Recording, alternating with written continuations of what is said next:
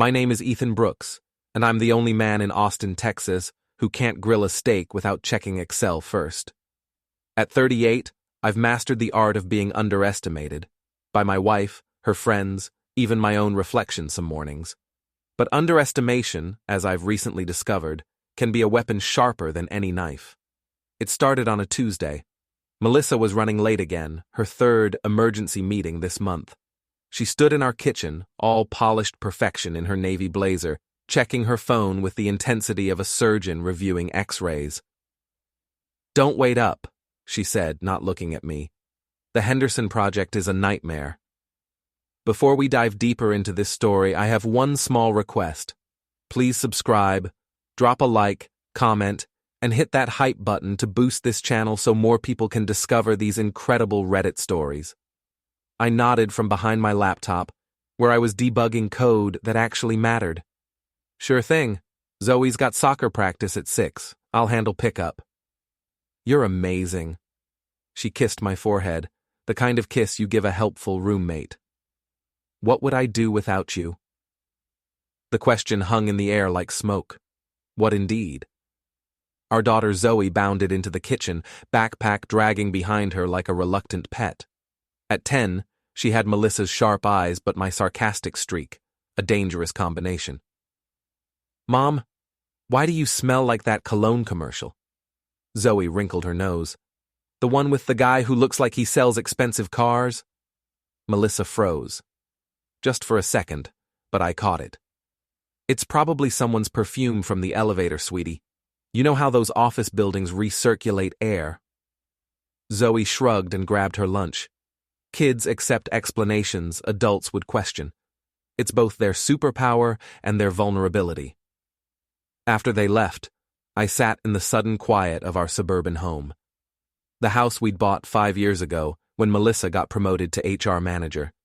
The house where we'd planned to grow old together, where we'd hung family photos that now felt like evidence of a crime I was only beginning to understand. I opened my laptop and did what any suspicious IT project manager would do. I checked our phone records. 3 weeks later, I had a spreadsheet that would make a forensic accountant weep with joy. Call logs, text timestamps, location data from our shared family plan. Melissa had been sloppy, the way people get when they think they're smarter than everyone else. The affair started 4 months ago. Alex Harper, regional sales director at her company, married, 2 kids, the kind of guy who wore cologne to the grocery store and called everyone chief. I'd met him at the company Christmas party, where he'd spent 20 minutes explaining why my job would be obsolete in 5 years. "Technology is great," he'd said, slapping my shoulder with the confidence of a man who'd never written a line of code. "But relationships, that's where the real money is." Turns out he was right about relationships, just not the way he meant. I discovered their meeting spots through credit card statements. The Marriott downtown, always on Tuesdays and Thursdays. Room service charges for 2, parking fees, even, and this detail still makes me laugh, a charge for the hotel's romance package. My wife was having an affair with a man who bought rose petals in bulk. The evidence folder on my desktop grew like a cancer. Screenshots, receipts, even a photo I'd taken of Alex's BMW in the hotel parking lot next to Melissa's Honda. I'd become a detective in my own marriage, and the case was airtight, but evidence wasn't enough. I needed strategy.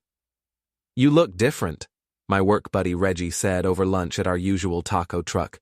"Like you've been sleeping better, or plotting someone's demise. With you, it's hard to tell." Reggie was the only person at Dataflow Solutions who understood my sense of humor. He was also the only black man in our department who could make racist clients hang up on themselves through sheer intellectual superiority. "Hypothetically," I said, unwrapping my barbacoa taco, "if someone's wife was cheating with her coworker, what would be the most devastating way to handle it?" "Hypothetically," Reggie raised an eyebrow. "Divorce lawyer, private investigator, take half of everything and move to Cancun. But that's so ordinary. Ethan, revenge fantasies are fun, but real life has lawyers and judges and alimony payments." I nodded, but my mind was already spinning. Reggie was thinking like a victim. I was thinking like a programmer. Every problem has an elegant solution if you're willing to write enough code. That evening, I watched Melissa get ready for another late meeting. She'd started wearing perfume again, something French and expensive that she claimed was for confidence. "You know," I said from the bedroom doorway, "Zoe asked me yesterday if we were getting divorced." Melissa's hand froze halfway to her earring. "What did you tell her?" "I told her that married people sometimes grow apart, but good parents always put their children first." I smiled. She seemed satisfied with that answer. "Ethan, we're fine. Just because I'm working more doesn't mean—" "I didn't say we weren't fine." I kept my voice level, almost bored. "I just think it's interesting that a 10-year-old can sense tension that adults pretend doesn't exist." She finished with her earring and turned to face me. "Are you accusing me of something?" Should I be? The silence stretched between us like a tightrope. Finally, Melissa grabbed her purse and headed for the door. "I'll be home by 11, she called over her shoulder. I waited until her car disappeared around the corner, then opened my laptop and began typing. Not code this time, something much more important. At 10:47 p.m., I sent her a text. "Hope Alex is worth it." My phone buzzed immediately. "What?" "Check your email." I'd sent her everything. The spreadsheet, the photos, the hotel receipts, even a timeline I'd created showing the correlation between her overtime and Alex's calendar posts on social media. My phone rang 30 seconds later. "Ethan, I can explain." "Don't." I was surprised by how calm I sounded. "Just come home. We need to talk." "Please, just let me." "Melissa." I used the voice I reserved for explaining complex technical problems to simple people. "Come home, now." While I waited, I poured myself a scotch, the expensive bottle we'd been saving for a special occasion. This felt special enough. I also pulled her suitcases from the closet and set them on our bed. Empty, but not for long. When Melissa's car pulled into the driveway 23 minutes later, I was sitting in the living room, laptop open, looking like a man who held all the cards. Because I did. She burst through the front door, face flushed, hair slightly messed. She looked guilty and desperate and beautiful, which somehow made everything worse. "Ethan, please, we can fix this." I held up a hand. "Sit. Don't talk to me like I'm a child. You're right. Children don't usually commit adultery." I turned the laptop screen toward her, although they do lie with the same level of sophistication. She sank into the chair across from me, and for the first time in months, I had her complete attention. "How long have you known?" she whispered. "Long enough to document everything, long enough to consult with a lawyer, long enough to realize that Texas is a community property state with an adultery clause." I smiled. "Did you know that proven infidelity can affect asset division? Your HR training should have covered that." Melissa's face went white. "You wouldn't." "I already have." I pulled out a manila folder. I'd printed everything because paper feels more permanent than pixels. "Divorce papers. Filed this morning. I'm citing adultery with evidence." She reached for the folder with shaking hands. "Ethan, please. It was a mistake. It didn't mean anything." "It meant something to me." I finished my scotch. "It meant I was married to a liar." "What about Zoe? You can't do this to her." "I'm not doing anything to Zoe. You did this to Zoe the first time you chose Alex Harper over your family." Melissa started crying then. Ugly, desperate sobs that might have moved me 4 months ago. Now they just sounded like bad acting. "Where am I supposed to go?"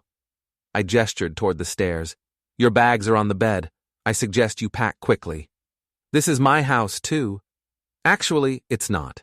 The mortgage is in my name. You insisted on that for tax reasons, remember? Another one of your brilliant financial strategies." She stared at me like she was seeing a stranger. Maybe she was. "I don't understand," she said finally. "You're not this person. You're not cruel." I stood up and walked to the window, looking out at the suburban street where we'd planned to raise our daughter. You're right, I'm not cruel, but I'm also not stupid, despite what you and Alex apparently thought. Behind me, I heard her phone buzzing. She answered it without thinking. Alex? No, he knows everything. He has pictures, receipts, everything. Her voice cracked. What do you mean, Julia knows?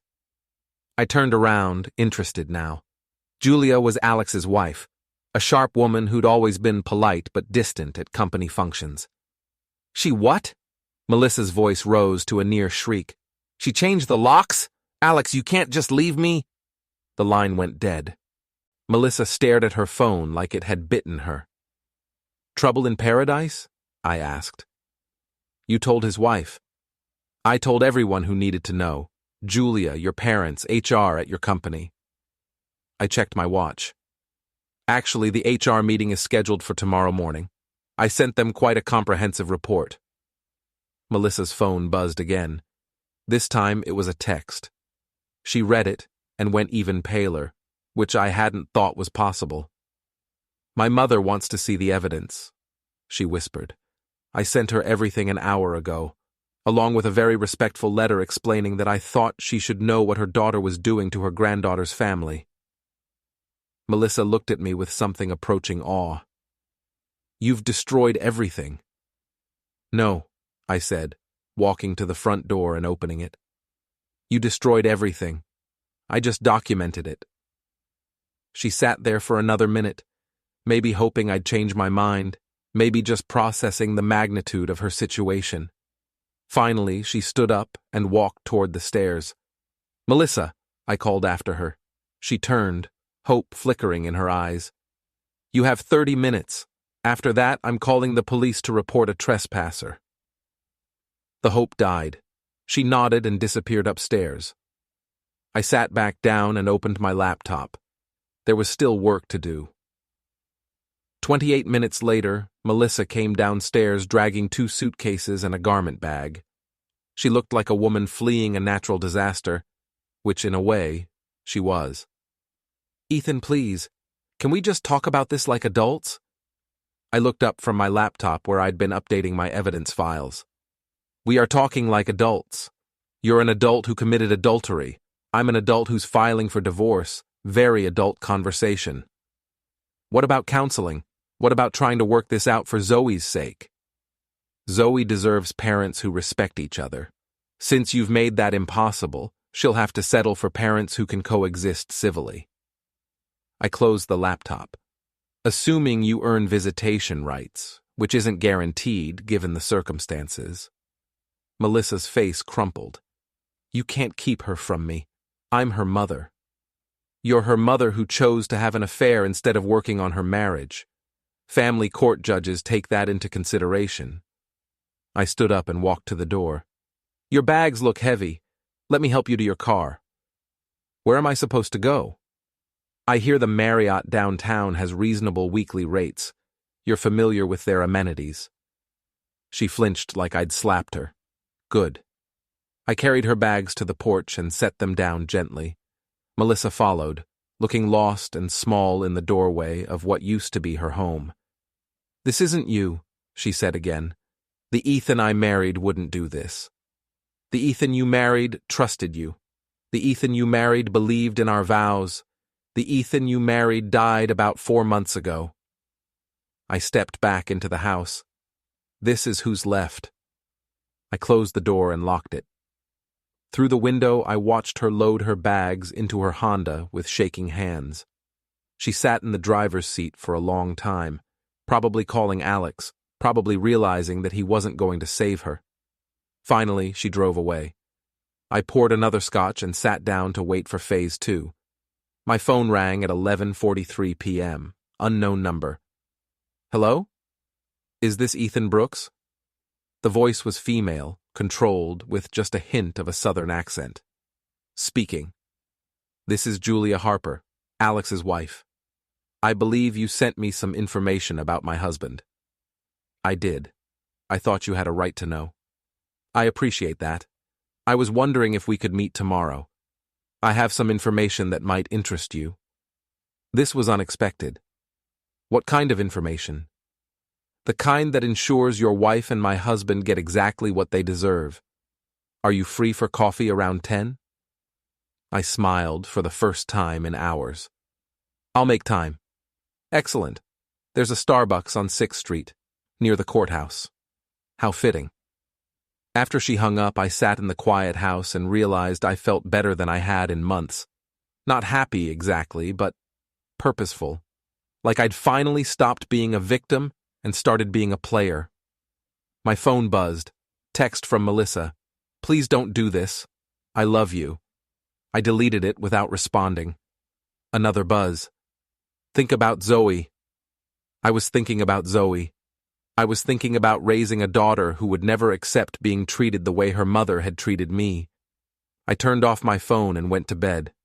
The next morning, I made Zoe pancakes and explained that Mommy was staying somewhere else for a while. Because of the divorce? She asked, matter-of-factly. Kids are more perceptive than we give them credit for. Because Mommy made some choices that hurt our family, but you and I are going to be fine. Will I still see her? Of course, sweetheart. She's still your mom. Zoe nodded and went back to her pancakes. She seemed to accept this with the resilience of childhood, but I made a mental note to look into counseling for her. After dropping Zoe at school, I drove to the Starbucks near the courthouse. Julia Harper was already there, sitting at a corner table with a laptop bag and a manila folder that looked suspiciously similar to mine. Julia was prettier than I'd remembered. Auburn hair, intelligent green eyes, the kind of woman who probably intimidated men like her husband. She stood when she saw me, extending a firm handshake. Mr. Brooks, thank you for meeting me. Call me Ethan, and thank you for the information you sent last night. She'd emailed me at 1 a.m. with additional evidence, credit card statements, hotel receipts, even some text messages she'd recovered from Alex's old phone. Apparently my wife and her husband had been careless about covering their tracks. I've been suspicious for months, Julia said, opening her folder. But I needed proof. Your email gave me the timeline I needed to piece everything together. She spread out documents like a general planning a battle. Alex thinks he's clever, but he's actually quite stupid. He used our joint credit card for everything, flowers, dinners, even... She held up a receipt. A weekend getaway to San Antonio that he told me was a sales conference. How long have you known? Known for certain? Since your email? Suspected? Since February, when he started working late and coming home smelling like cheap perfume. She smiled grimly. Your wife has terrible taste in fragrance. I laughed despite myself. She always said it was for confidence. It smells like desperation. We spent the next hour coordinating our strategies. Julia had already contacted a divorce attorney, the same firm I was using as it turned out. She'd also filed complaints with their company's HR department and was considering a lawsuit against Melissa for alienation of affection. Is that a real thing? I asked. In Texas? Absolutely. If I can prove your wife deliberately interfered with my marriage, I can sue her for damages, lost companionship, emotional distress, the works. Julia's smile was sharp as a blade. I'm thinking 400,000 should cover it. I whistled low. That's serious money. Serious enough to ruin her financially.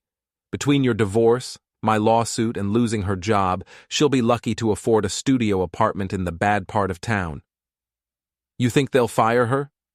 Julia opened her laptop and showed me an email chain.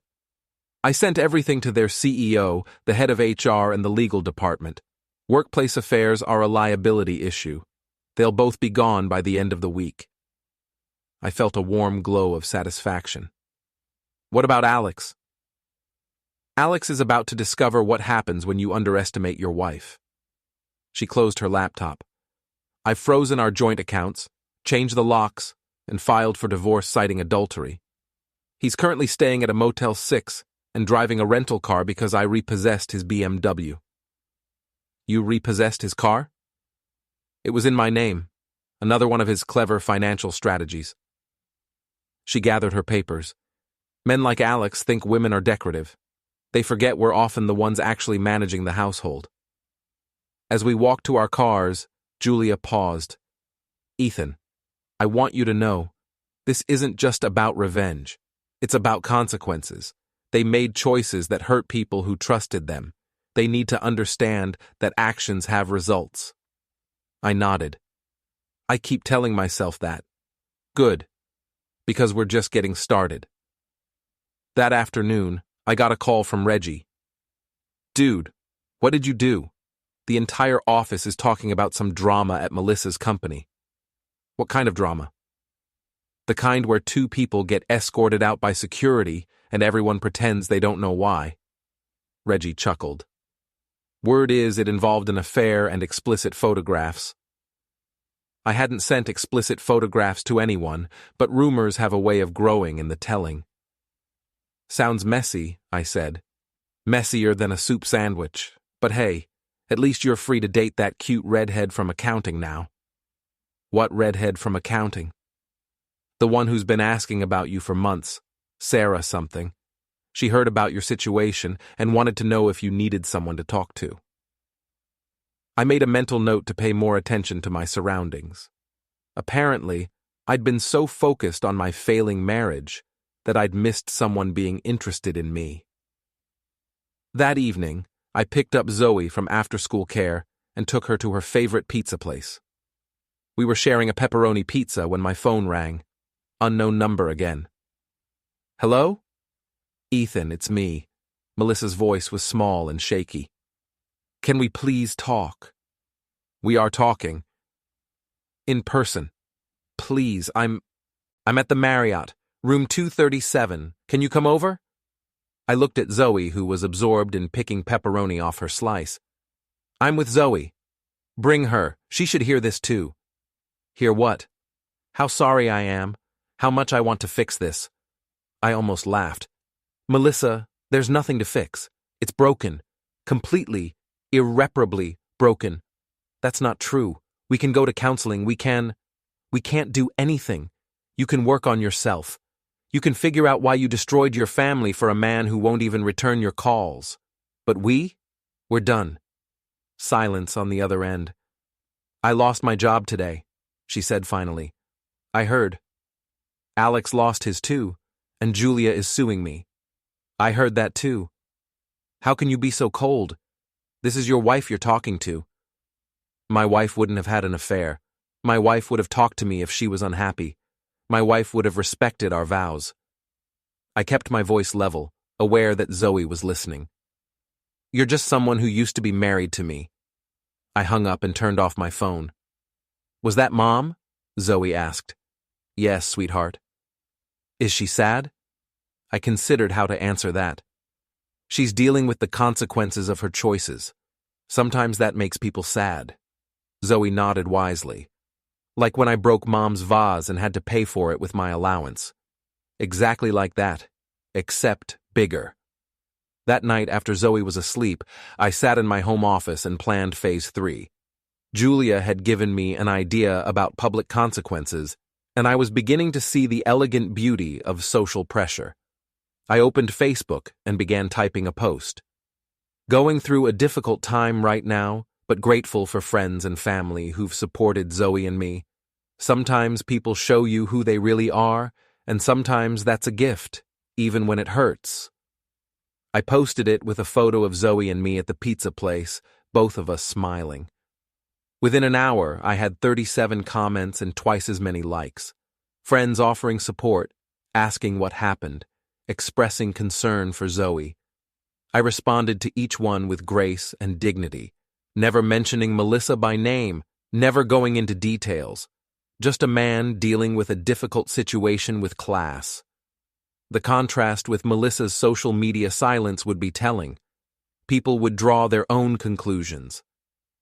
My phone buzzed with a text from Julia. Saw your post. Nicely done. Alex is spiraling. Called me 17 times today begging to come home. I texted back. What did you tell him? I told him to call your wife. They deserve each other. I smiled and went to bed, looking forward to tomorrow. The next morning brought news that exceeded even my expectations. Reggie called while I was making Zoe's lunch. "Ethan, you need to see this. Check the neighborhood Facebook group." I pulled up the page on my phone and found a post from Alex Harper himself, posted at 3:17 a.m. "To everyone who's been asking, yes, Julia and I are getting divorced. No, it's not mutual. Yes, there was someone else involved. No, I can't discuss details because of legal proceedings. I just want people to know that I take full responsibility for my actions and the pain I've caused." The post had 83 comments, most of them not particularly sympathetic. "Dude sounds desperate," Reggie said, like someone told him to post that or face worse consequences. I scrolled through the comments, neighbors expressing shock, others saying they'd suspected something, a few offering support to Julia. It was a masterclass in public humiliation. "There's more," Reggie continued. "Sarah from accounting asked me to ask you if you wanted to grab coffee sometime. She's cute, she's single, and she makes excellent brownies for office parties. I'm not ready to date yet." I didn't say date. I said coffee. There's a difference. After I hung up, I found myself thinking about Sarah. I barely knew her beyond polite office interactions, but the idea of spending time with someone who wasn't actively betraying me had appeal. My phone rang. Julia. "Did you see Alex's Facebook post? Hard to miss. Very public meltdown. It gets better. He showed up at my office this morning, begging me to take him back. Security had to escort him out." Julia sounded amused rather than upset. "He's staying at his brother's house now. The motel kicked him out for disturbing other guests." "What was he doing?" "Apparently he spent most of Tuesday night calling your wife and crying, loud enough that people complained." I felt a flicker of something that might have been pity, then remembered the hotel receipts and romance packages. "Speaking of Melissa," Julia continued, "I drove past the Marriott yesterday. Her car was there, but she's moved to a much cheaper room. Ground floor, parking lot view. Quite a step down from the penthouse suite she used to share with Alex." "How do you know about the penthouse suite?" "Credit card statements. They weren't subtle about their affair, just stupid about covering it up." That afternoon, I picked up Zoe from school and found myself face to face with Melissa in the parking lot. She looked terrible, unwashed hair, wrinkled clothes, the kind of desperate exhaustion that comes from not sleeping. "Ethan, please, we need to talk." "We've talked. The lawyers can handle everything else. I mean really talk. About us. About fixing this." Zoe was in the back seat, but she could hear everything. I kept my voice calm and level. "There is no us to fix. There's you, there's me, and there's our daughter. That's 3 separate people, not a family unit. You're being cruel. I'm being honest. There's a difference." Melissa's face crumpled. "I made a mistake. People make mistakes." "People make mistakes," I agreed. "But adults face consequences for their mistakes. You're facing yours." I started to get in my car, but Melissa grabbed my arm. "Alex won't talk to me. He won't return my calls. He says it's over." I looked at her hand on my arm, then at her face. "And you thought I'd be sympathetic to that?" She let go like I'd burned her. "Melissa, Alex used you to feel better about himself, and you used him to avoid dealing with problems in our marriage. Now you're both dealing with reality. It's not my job to make that easier for you." I got in my car and drove away, watching her in the rearview mirror as she stood alone in the school parking lot. That evening, after Zoe was in bed, I called Sarah from accounting. "Hi, this is Ethan Brooks from IT. Reggie said you might want to grab coffee sometime." "Oh," she sounded pleased and surprised. "Yes, I'd love that. How about tomorrow after work?" "That sounds perfect." We talked for 20 minutes about work, about books, about nothing important. It was the most normal conversation I'd had in months. After I hung up, I realized I was looking forward to something for the first time since discovering Melissa's affair. It felt like stepping out of a dark room into sunlight. My good mood lasted until midnight, when someone started pounding on my front door. I looked through the peephole and saw Alex Harper, disheveled and clearly drunk, swaying on my front porch. "Ethan, open up. We need to talk." I considered calling the police, then decided this might be more entertaining than I'd expected. I opened the door, but left the chain lock engaged. "Alex, you look terrible. You ruined my life, you bastard. I documented your choices. You ruined your own life. Julia won't talk to me. Melissa won't talk to me.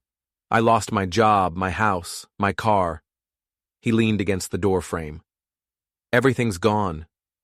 Actions have consequences. You're old enough to understand that. This is all your fault. If you'd just kept your mouth shut. If I'd just kept my mouth shut, you'd still be screwing my wife and lying to yours. But I didn't keep my mouth shut. I told the truth. Revolutionary concept." Alex's face twisted with rage. "You think you're so smart? You think you've won? I think I've protected my daughter from growing up in a house full of lies. If that's winning, then yes, I've won." He tried to push the door open, but the chain held. "Let me in. We can settle this like men." "We are settling this like men. I'm standing in my house, sober and rational. You're standing on my porch, drunk and making threats. The contrast is pretty clear." I closed the door and called the police. By the time they arrived, Alex had passed out in my driveway. They arrested him for public intoxication and trespassing. I gave a statement and went back to bed. The next morning, the arrest was already making rounds on social media. Someone had filmed Alex being loaded into the police car and posted it to the neighborhood watch group. The comments were brutal. "Isn't this the guy who cheated on his wife? Pathetic. Julia deserves so much better. What a loser." I almost felt sorry for him. Almost. Coffee with Sarah turned out to be exactly what I needed. She was funny, intelligent, and refreshingly honest about her own life. Divorced 2 years ago, no kids, worked in accounting because she was good with numbers, but dreamed of opening a bakery. "I heard you're going through a difficult time," she said over lattes. "That's one way to put it. My wife had an affair, we're getting divorced, and last night her boyfriend got arrested in my driveway." Sarah's eyes widened. "Wow, that's a lot." "It's been an interesting few weeks. How are you handling it?" I thought about that. Better than I expected. It turns out that once you stop being a victim, you have a lot more options. She smiled. "I like that attitude." We talked for 2 hours. When we finally left, I realized I hadn't thought about Melissa or Alex once during our conversation. That felt like progress. The next few days brought a cascade of consequences for both Melissa and Alex. Julia's lawsuit moved forward with devastating efficiency. Alex's arrest became neighborhood gossip. Melissa's parents, after reviewing the evidence I'd sent them, issued a public statement on Facebook supporting my decision to divorce their daughter. "We raised Melissa to be better than this," her mother wrote. "We're heartbroken by her choices and fully support Ethan and our granddaughter during this difficult time." Even Melissa's closest friends began distancing themselves. Paige, who'd enabled the affair by providing alibis, suddenly stopped commenting on Melissa's social media posts. Tessa, who'd known about Alex from the beginning, posted her own statement about the importance of honesty in friendships. The social isolation was swift and complete. Meanwhile, my life was improving in ways I hadn't expected. Work was going well. I'd been promoted to senior project manager after handling the personal crisis with such professionalism. Zoe was adjusting better than I'd hoped, especially after I arranged for her to start seeing a child therapist. And Sarah and I were spending more time together. Not dating exactly, but definitely moving beyond friendship. "You seem different," she said one evening as we walked around the lake near my house. "More confident." "I feel different. Like I've been sleepwalking for years and finally woke up." "Do you miss being married?"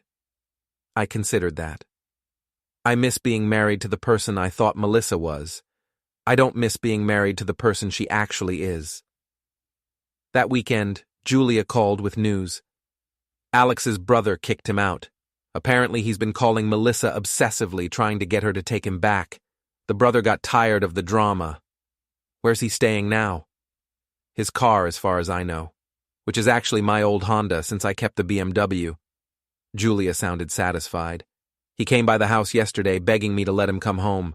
I told him I'd rather burn the place down. That seems extreme. Ethan, he stole 4 years of my life with his lies. He exposed me to God knows what diseases with his cheating. He embarrassed me in front of our entire social circle. Her voice hardened. Extreme would be what I really want to do to him. That evening, I was helping Zoe with homework when someone rang the doorbell. Through the window, I saw Melissa standing on my porch, looking more composed than she had in weeks. I opened the door but didn't invite her in. "What do you want, Melissa?" "I want to apologize. To both of you." She looked past me to where Zoe was sitting at the kitchen table. "Can I come in? Just for a few minutes?" Against my better judgment, I stepped aside. Melissa walked to the kitchen and knelt beside Zoe's chair. "Hi, sweetheart. I've missed you." Zoe looked up from her math homework. "Hi, Mom. Dad says you made some bad choices." "I did. I made terrible choices and I hurt people I love." Melissa's voice was steady, but I could see tears in her eyes. "I'm sorry, Zoe. I'm sorry I hurt your dad, and I'm sorry I hurt our family. Are you going to make better choices now?" "I'm going to try." Zoe nodded and went back to her homework. Kids are remarkably practical about adult failures. Melissa stood and turned to me. "Ethan, I know I don't deserve forgiveness. I know I've lost your trust, probably forever. But I want you to know that I understand what I did was wrong." "Okay. I've been seeing a therapist, trying to understand why I threw away everything good in my life for something that was never real." "That's good. You should do that. Alex and it's over. Completely over. He's not the person I thought he was." I almost laughed at that. "What did you think he was?" "I thought he was confident and successful and, I don't know, different from you." "He was different from me. I don't cheat on my wife." Melissa flinched. I know you're a good man, and I threw that away for someone who turned out to be weak and selfish and—" She trailed off, maybe realizing that describing Alex was also describing herself. "Melissa, I appreciate the apology, but an apology doesn't undo the damage. It doesn't rebuild trust. It doesn't change the fact that when our marriage got difficult, you chose to have an affair instead of working on our problems. I know. I wanted you to know that I know I was wrong." "Okay. Is that all?" She looked around the kitchen, at the home we'd shared, at the life she'd thrown away. "I heard you're seeing someone. That's not your business anymore. Is she good to Zoe?" "Sarah is wonderful to Zoe, but more importantly, she's honest. She doesn't lie, she doesn't cheat, and she doesn't make promises she can't keep." Melissa nodded, tears flowing freely now. "I deserve that." "Yes, you do." She kissed Zoe goodbye and left without another word. After she was gone, Zoe looked up from her homework. "Dad, is Mom going to be okay?" "I think so, sweetheart. It might take her a while, but I think she'll figure things out." "Good. I don't want her to be sad forever." Kids have a capacity for forgiveness that adults lose somewhere along the way. It's probably for the best. That night I called Julia to update her on Melissa's visit. "She actually apologized?" "She did. Seemed genuine, too." "Interesting. Alex showed up at my work again today. Security banned him from the building." Julia paused. "I think he's having some kind of breakdown. My lawyer says it might actually help our case." "How so?" "Stalking behavior, harassment, public intoxication. It all supports the argument that he's unstable and that the affair was part of a pattern of poor judgment." I was beginning to understand why Alex had underestimated Julia She was absolutely ruthless when crossed. Any word on when the lawsuit will be resolved? Soon. My lawyer thinks we can settle out of court. Melissa doesn't have the money to fight it, and her lawyer knows it. After we hung up, I sat in my quiet house and realized that the worst was probably over. The evidence was documented, the divorce was proceeding, and both Melissa and Alex were facing the full consequences of their choices. But I wasn't quite finished yet. 3 weeks later, I hosted a neighborhood barbecue. It wasn't planned as revenge. I genuinely wanted to thank the people who'd supported Zoe and me during the divorce. But as I sent out invitations, I realized it would also serve as a very public demonstration of how well we were doing. Sarah helped me plan the party, and Zoe was excited to show off her dad's new girlfriend to the neighbors. It felt like the beginning of a new chapter. The party was scheduled for Saturday afternoon. Friday evening, Melissa called. "Ethan, I heard about your barbecue. News travels fast in the neighborhood. I was wondering, could I come? I'd like to see Zoe, and I think it would be good for people to see that we can be civil." I considered this. On one hand, Melissa had been making an effort. She'd started therapy, found a job at a smaller company, and was living in a modest apartment across town. On the other hand, this was my party, my fresh start, and having my ex-wife there would definitely change the dynamic. "I don't think that's a good idea. Please, just for an hour. I miss being part of the community."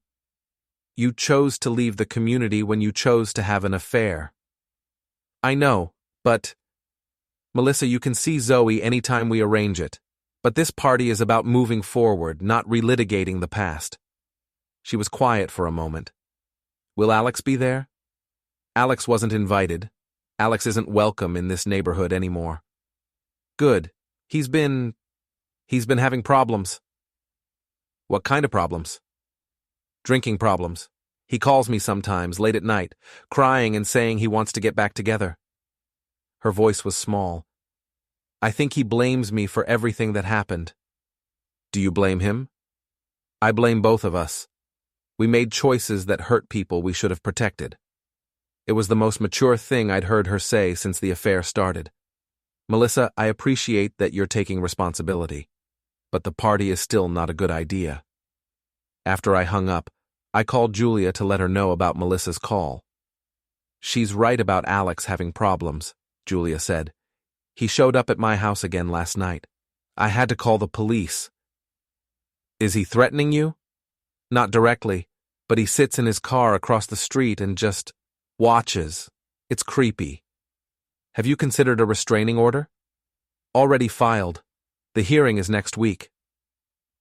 Saturday arrived with perfect weather, sunny but not too hot, a light breeze ideal for a backyard barbecue. Sarah arrived early to help set up, and Zoe appointed herself as the official greeter. By 2 o'clock, my backyard was full of neighbors, coworkers, and friends.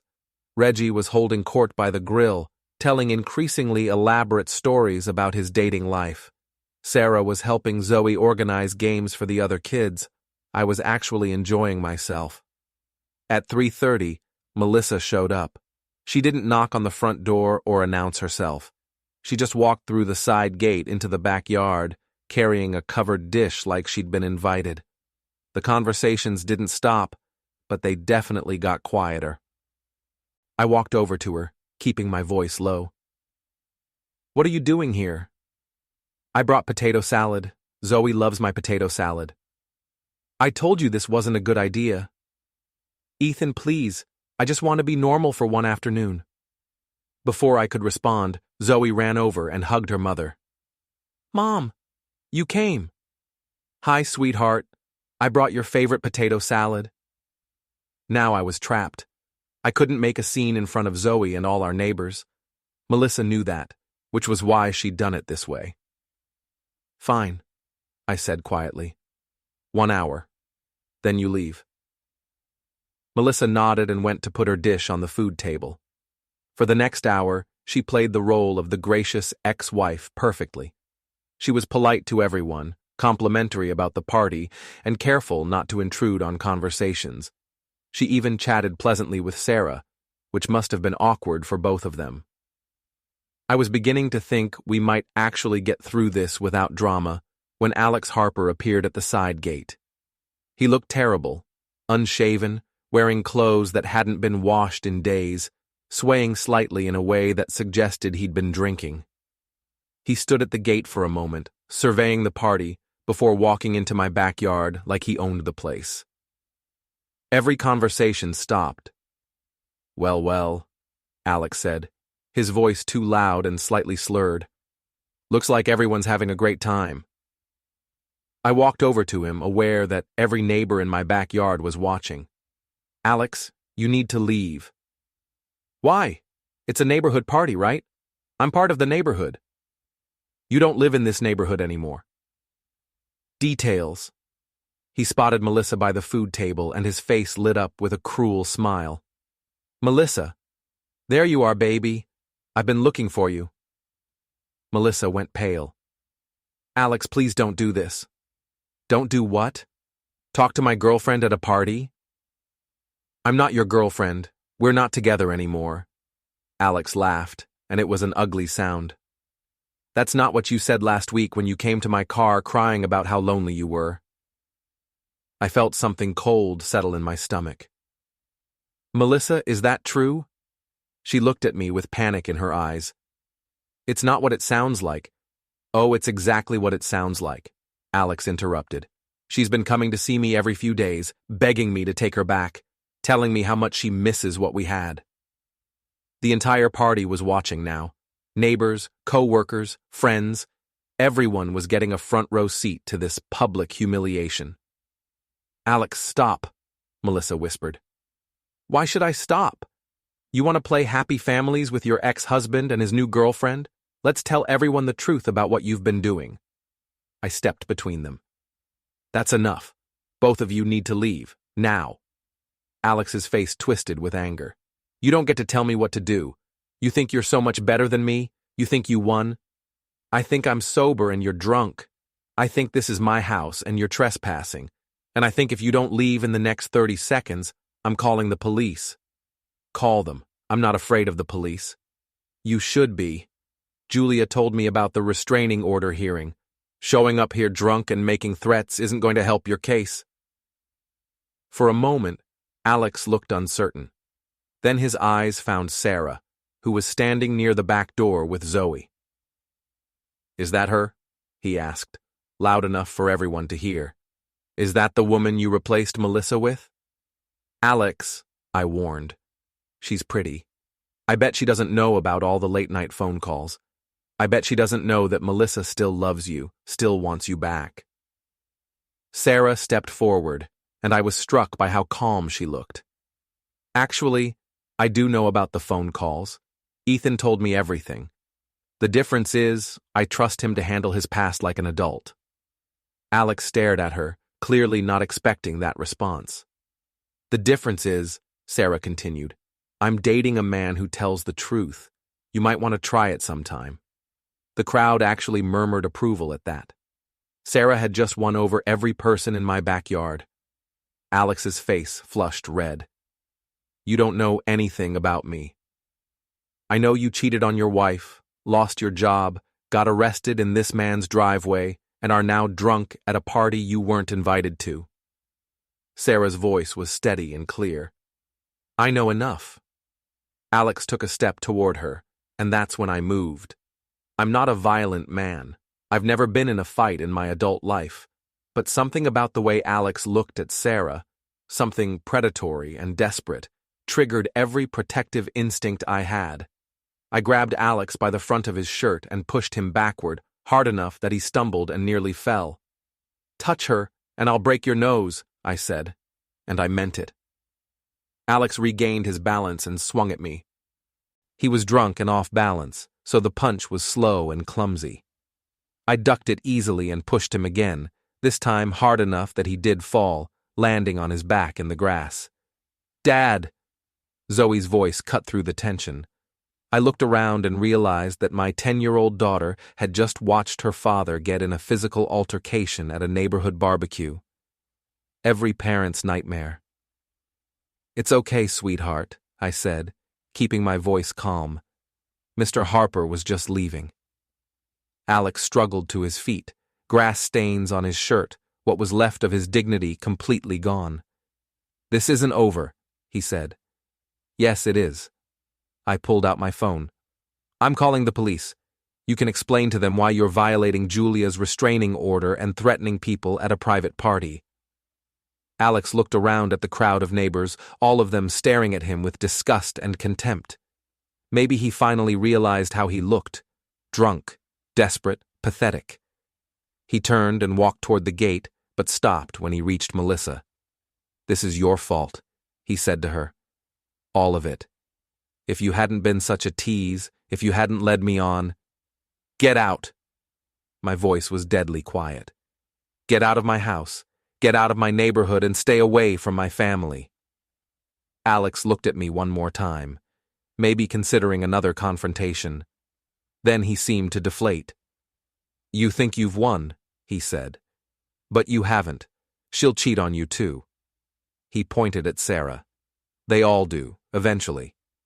He stumbled out of the backyard, leaving behind a silence that felt like the aftermath of a storm.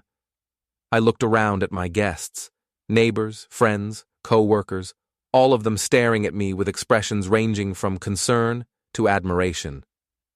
"Well," Reggie said finally, "that was better than cable." The tension broke, and people actually laughed. I walked over to Melissa, who was standing by the food table looking like she wanted to disappear. "Is it true?" I asked quietly. "Have you been seeing him?" "Not seeing him, just talking to him. He's been having a hard time, and I felt guilty." "You felt guilty?" I shook my head.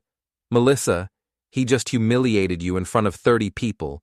He called you a tease and blamed you for his problems, and you felt guilty about his situation? I know it sounds stupid. It sounds like you haven't learned anything." I looked at her with something approaching pity. "You're still making the same mistakes, just with different consequences." Melissa started crying then, the ugly, desperate sobs I remembered from the night I confronted her about the affair. "I don't know how to fix this," she whispered. "You can't fix this. You can only learn from it." I handed her a napkin. "And the first thing you need to learn is that Alex Harper is not your responsibility. His problems are not your fault, and you can't save him." She nodded, wiping her eyes. "The second thing you need to learn is that showing up uninvited to my house was a mistake. Don't do it again." "I just wanted—" "I know what you wanted. You wanted to pretend that everything was normal, that we could all be friends, that your choices didn't have permanent consequences." I kept my voice gentle but firm. "But that's not how this works. You made choices that ended our marriage. Those choices have consequences that don't go away just because you're sorry." Melissa looked around the backyard at the party she'd crashed, at the neighbors who were trying not to stare, at the life she'd thrown away. "I should go," she said. "Yes, you should." She kissed Zoe goodbye and left through the front door this time, carrying her untouched potato salad. After she was gone, Sarah came over and put her hand on my arm. "Are you okay?" "I'm fine. Are you okay? He was pretty aggressive there for a minute." "I'm fine too. Actually, I'm kind of impressed." "By what?" "By how you handled that. You could have made it much worse, but you kept your cool until he threatened me. Then you did exactly what you needed to do." I looked around at my guests, who were gradually returning to their conversations and their food. The crisis had passed, and somehow the party was continuing. "I'm sorry you had to see that." "Don't be sorry, I'm glad I saw it. It tells me a lot about who you are when things get difficult."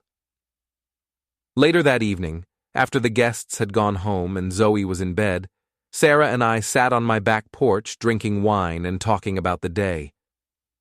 "Do you think Alex will cause more problems?" she asked.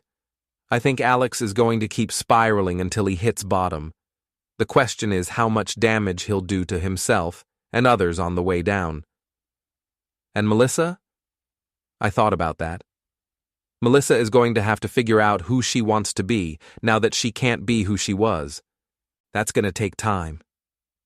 Do you still love her? It was a fair question, and one I'd been asking myself. I love the person I thought she was. I feel sorry for the person she actually is. But no, I don't love her anymore. You can't love someone you don't trust, and I'll never trust her again. Sarah nodded. Good. Because I'm falling in love with you, and I'd hate to be competing with a ghost. I looked at her in the porch light, this woman who'd stood up to a drunk, angry man with nothing but words and attitude. This woman who was helping me build something new from the wreckage of my old life. You're not competing with anyone, I said. We sat in comfortable silence, watching the stars come out over the neighborhood where I was building a new life. The next morning, Julia called with news. Alex violated the restraining order last night. He showed up at my house around midnight, drunk and belligerent. The police arrested him. Is he in jail? For now. But that's not the best part. Apparently, he's been living in his car for the past 2 weeks. When they searched it, they found empty bottles, drug paraphernalia, and a notebook full of rambling threats against you, me, and Melissa. I felt a chill. Threats? Nothing specific enough to be actionable, but disturbing enough that the prosecutor is taking it seriously. Combined with violating the restraining order and his behavior at your party, they're talking about keeping him for a psychiatric evaluation. How do you feel about that? Relieved and vindicated. Alex always thought he was smarter than everyone else. Turns out he was just better at hiding how unstable he was. After I hung up, I realized that this might actually be over. Alex was in jail, Melissa was finally accepting reality, and I was building a new life with someone who understood that trust was earned, not assumed. It felt like justice. 2 months later, I was officially divorced. The proceedings were swift and decisive. Melissa didn't contest anything, probably because she couldn't afford to. The adultery clause held up, which meant she received minimal assets and no alimony. Julia's lawsuit had been settled out of court for a fraction of what she'd originally sought, but it was still enough to ensure Melissa would be financially struggling for years. Alex was serving 6 months in county jail for violating the restraining order and making threats. His psychiatric evaluation had revealed what most of us already knew.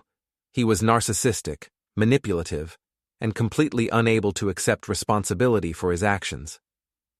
The court-mandated therapy was probably the best thing that could have happened to him, though I doubted he'd see it that way. I was settling into my new life with remarkable ease. Sarah had moved in 3 weeks ago, and she and Zoe had bonded over cooking shows and terrible pop music. My daughter was thriving. Her grades were up, she'd made new friends, and she seemed genuinely happy for the first time in months.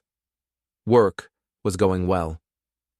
I'd been promoted again, this time to department manager, partly because of my technical skills, but mostly because I'd handled my personal crisis with such professionalism. Reggie had been promoted too, and we were building a team that actually enjoyed working together. The neighborhood had rallied around us in ways I hadn't expected. The barbecue incident had somehow transformed me from that guy whose wife cheated to that guy who stood up to a bully. Neighbors who'd barely spoken to me before were now stopping to chat when I walked Zoe to school. Everything was going perfectly, which is why I should have expected Melissa to try one last desperate play. It happened on a Thursday evening in October.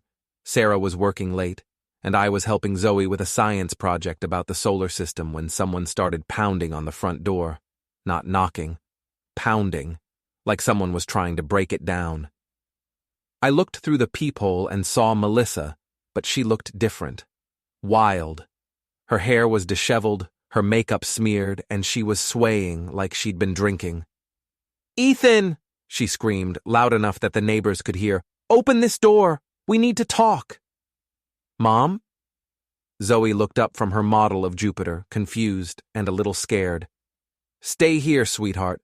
I'll handle this." I opened the door but left the chain lock engaged. "Melissa, you're drunk. Go home." "I am home!" she yelled. "This is my house. This is my family. This was your house.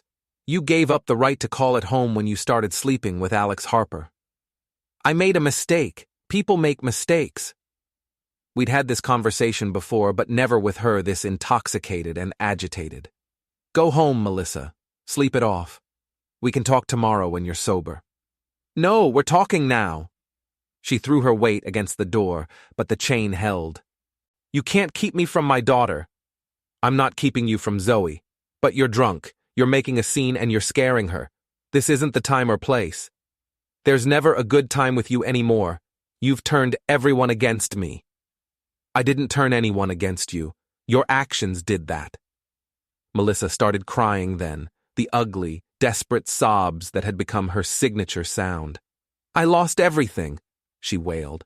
My job, my house, my friends, my family, I have nothing left. You have Zoe. You have visitation rights. You have a chance to rebuild your life if you make better choices. I don't want visitation rights. I want my family back. I could see neighbors starting to come out of their houses, drawn by the commotion. Mrs. Peterson from next door was standing on her porch, phone in hand, probably debating whether to call the police. Melissa, you're making a scene. The whole neighborhood can hear you. Good. Let them hear. Let them know what you did to me. What I did to you. I almost laughed. Melissa, I documented your affair and filed for divorce. Everything else, losing your job, losing your friends, losing your family's respect, those were consequences of your choices. You destroyed my life. You destroyed your own life. I just refused to let you destroy mine too. She pressed her face against the gap in the door, and I could smell the alcohol on her breath. Please, she whispered. I'll do anything. I'll go to therapy. I'll change. I'll be better. Just give me another chance. For a moment, I almost felt sorry for her. She looked broken and desperate and utterly defeated. Then I remembered the hotel receipts, the lies, the months of deception, the way she'd looked me in the eye and sworn she was working late while she was actually in bed with another man. Melissa, I gave you a chance every day for 8 years of marriage. You threw those chances away for 4 months with Alex Harper. There are no more chances. Her face twisted with rage. You're punishing me. I'm protecting myself and our daughter from someone who's proven she can't be trusted. I hate you, she hissed. I hate you so much. I know. That's probably the most honest thing you've said to me in months. She stepped back from the door, and for a moment I thought she might actually leave. Instead, she picked up one of the decorative rocks from my garden and hurled it at my front window. The glass shattered with a sound like an explosion. Zoe screamed from the living room. That's when I stopped feeling sorry for Melissa and started getting angry. I closed the door, unlocked the chain, and stepped outside. You just committed vandalism in front of 6 witnesses, I said, my voice deadly calm.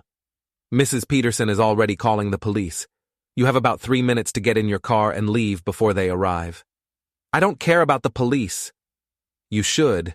You're drunk, you're on private property, you've destroyed property, and you're violating the custody agreement by showing up intoxicated during my parenting time. Melissa looked around and seemed to notice the neighbors for the first time. They were all watching, some from their porches, others from their yards, a few actually walking closer to get a better view. This is all your fault, she said, but quieter now. No, Melissa. This is your fault, all of it. The affair was your choice. Losing your job was a consequence of your choice. Losing your friends was a consequence of your choice.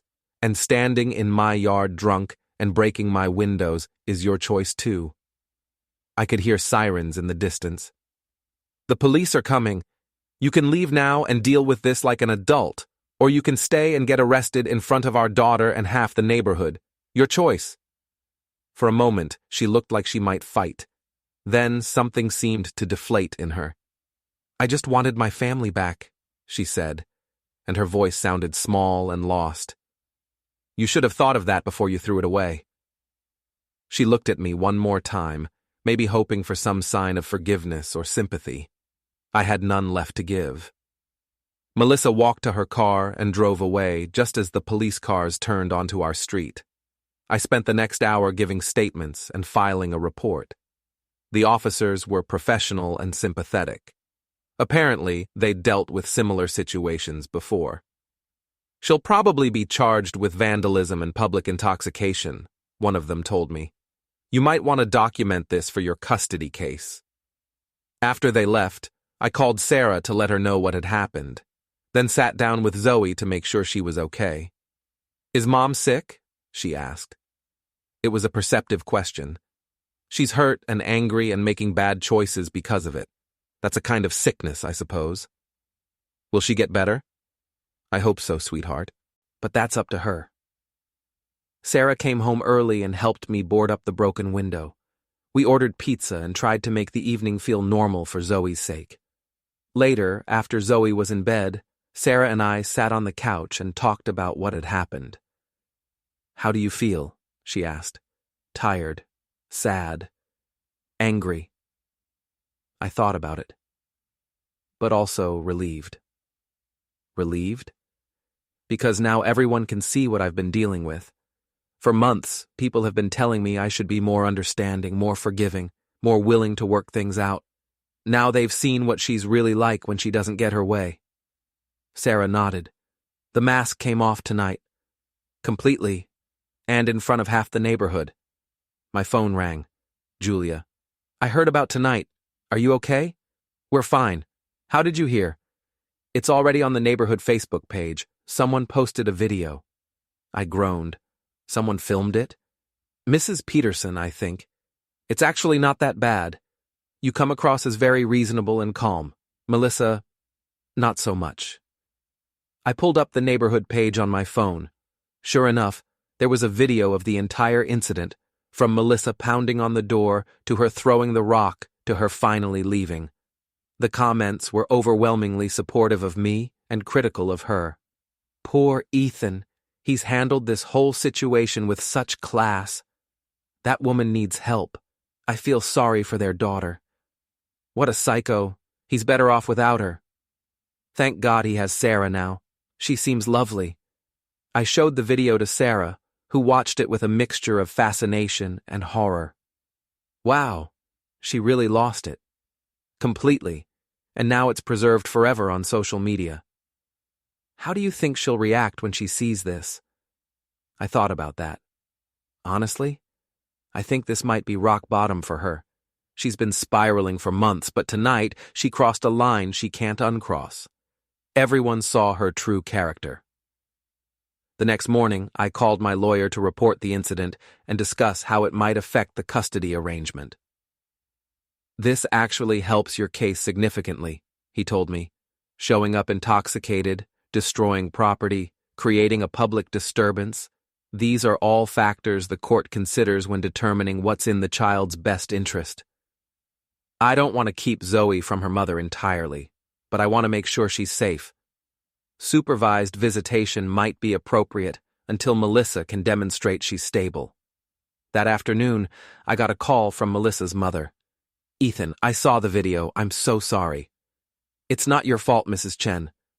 I raised her better than this. I don't understand what happened to her. She made some bad choices and is having trouble accepting the consequences. Is Zoe okay?" "She's fine. Confused, but fine."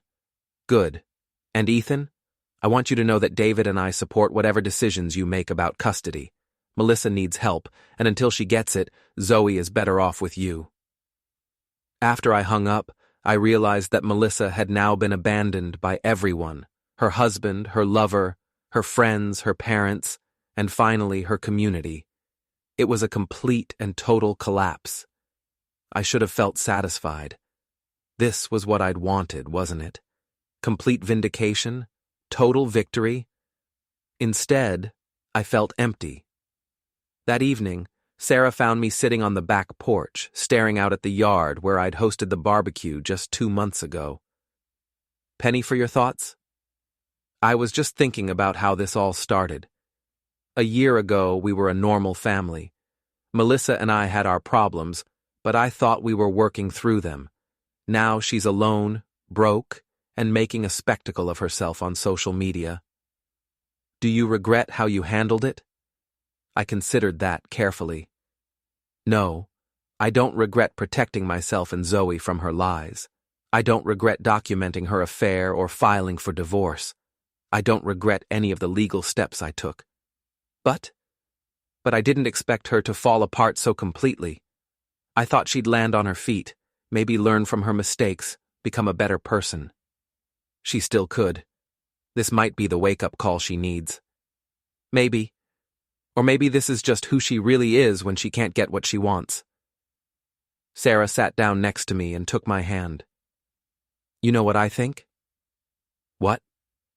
I think you're a good man who got hurt by someone he trusted, and you handled it the only way you knew how. You protected your daughter, you told the truth, and you refused to be a victim. Those are all good things. Even if it destroyed her? Ethan, you didn't destroy Melissa. Her choices destroyed her. You just refused to let her destroy you too. We sat in comfortable silence, watching the sun set over the neighborhood where I was building a new life. 3 days later, I got a text from an unknown number. This is Melissa. I'm checking myself into rehab. I know I have problems, and I know I need help. I'm sorry for everything I put you and Zoe through. I hope someday you can forgive me. I showed the text to Sarah. How do you feel about that? Hopeful. For her sake, and for Zoe's sake. Maybe she'll finally get the help she needs. And if she doesn't? I thought about that. Then at least I'll know I gave her every opportunity to be better. 6 months later, Melissa completed her program and started supervised visitation with Zoe. She was sober, stable, and genuinely remorseful about her behavior. We would never be friends, and I would never trust her completely, but we could co-parent our daughter civilly. Alex was released from jail and moved to another state. I heard through Julia that he'd found work as a car salesman and was living in a studio apartment. He'd apparently given up drinking and was attending therapy regularly. Whether he'd actually learned anything from his experience remained to be seen. Julia and I remained friends. She'd started dating a lawyer from her firm, a quiet, steady man who treated her with the respect she deserved. She seemed genuinely happy for the first time since I'd known her. Sarah and I got engaged on the anniversary of my divorce. Zoe helped pick out the ring and was more excited about the wedding than either of us. We were planning a small ceremony in the backyard where we'd first stood up to Alex Harper together.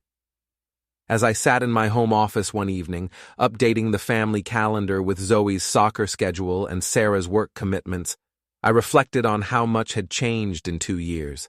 I'd gone from being a man who was quietly accepting his wife's betrayal to someone who'd fought for his dignity and won. I'd learned that I was stronger than I'd thought, more resourceful than I'd imagined, and capable of building something better from the ruins of what I'd lost. Most importantly, I'd learned that sometimes the best revenge isn't what you do to someone else. It's what you build for yourself after they're gone. My phone buzzed with a text from Melissa. Thank you for not giving up on me, even when I gave up on myself. Zoe is lucky to have you as a father. I typed back, she's lucky to have both of us. Keep working on yourself. It wasn't forgiveness exactly, but it was peace. I closed my laptop and went to find Sarah and Zoe. We were making homemade pizza tonight, and Zoe had appointed herself as the official cheese distributor. It was a small thing, a normal thing, but it felt like everything I'd been fighting for. Outside, it started to rain. A gentle autumn shower that would water the garden Sarah had planted where Melissa's rose bushes used to grow. The old life was gone, washed away by truth and consequences and the simple passage of time. The new life was just beginning.